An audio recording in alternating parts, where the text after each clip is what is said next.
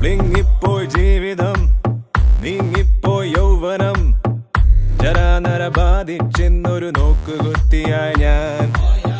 മഴയെത്ര പെയ്തിട്ടും ദിനമെത്ര പോയിട്ടും വെയിലേറ്റുകരിഞ്ഞി ഉലകിൽ ഒറ്റയ്ക്കായി ഞാൻ.